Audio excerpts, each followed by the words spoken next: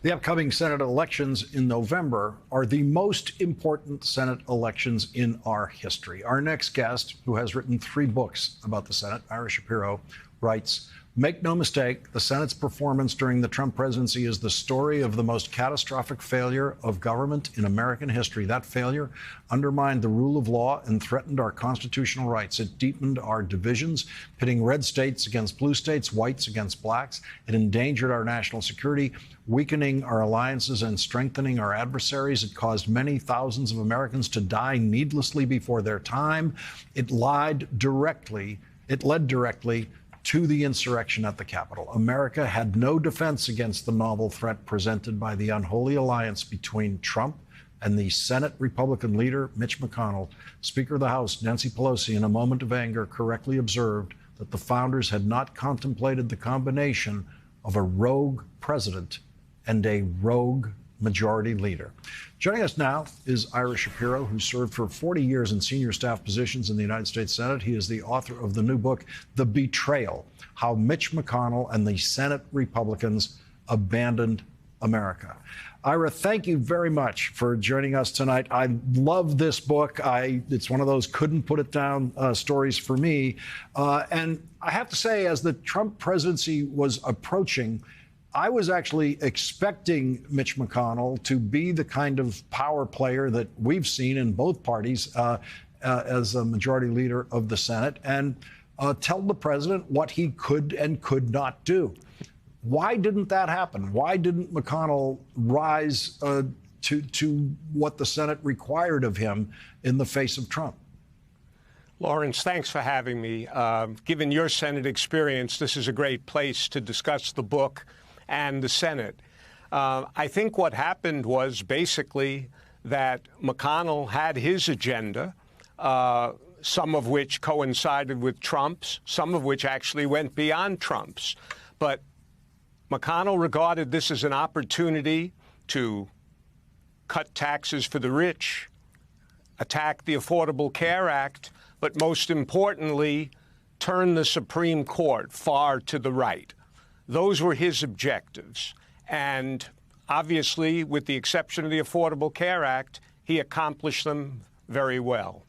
There is a passage toward the end of your book which is really haunting. It says about McConnell, "He will be principally remembered for remaking the Supreme Court, orchestrating Trump's acquittal in 2 impeachment trials, and standing by while Trump provided unhinged leadership during the pandemic and trashed our democracy on his way out the door." But McConnell's legacy is far broader and more damaging to our country. How could his legacy be more damaging than what you just described? Well, those are the major elements of his legacy that I described. But I remind people that long before Donald Trump came down the escalator in 2015 to run for president, we had a broken politics and a dysfunctional Senate. McConnell, in the 8 years of President Obama, did great damage to the country through his obstruction. So he is not only guilty of the things that I've mentioned, but he was the leading opponent, for instance, for climate change policies. He is the person who has done the most damage to the campaign finance system. And he is a person who, after 2013, at Sandy Hook, when 5-year-old and 6-year-old children were killed, he's a person who made sure that we would have no gun control legislation. So his legacy is a broad one.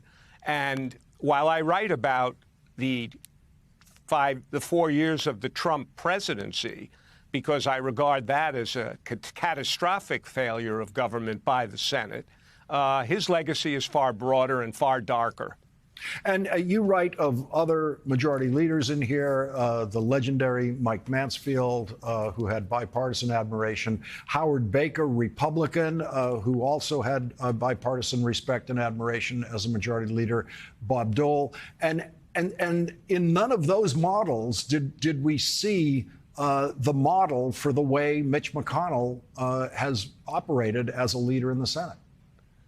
No, I think that's right, Lawrence. I mean, Senate leaders always regarded themselves as having a special responsibility to work with presidents, whoever was in power, to work across the aisle in the Senate, to basically find common ground.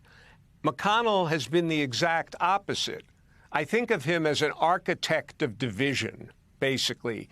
Whenever you could bring people together, he chose instead to pull them apart and exacerbate the differences, which made him particularly disastrous when we had Trump as president. Now, it's ironic to me, and I'm sure to you, that this is someone who spent his 22 years trying to become a Senate leader. That was his goal, and he accomplished it. He's a phenomenal strategist and tactician, and he's very patient. And yet he took that position and then went on to bring the Senate down and to divide the country. And it's striking that a person of his talents would do so little to bring us together. Ira Shapiro, thank you very much for writing this book. I learned a lot. Thank you very much for joining us tonight. Ira Shapiro's new book is The Betrayal: How Mitch McConnell and the Senate Republicans Abandoned America. There is no more important book out there today setting the stakes for this year's Senate elections. Ira, thank you very much for joining us.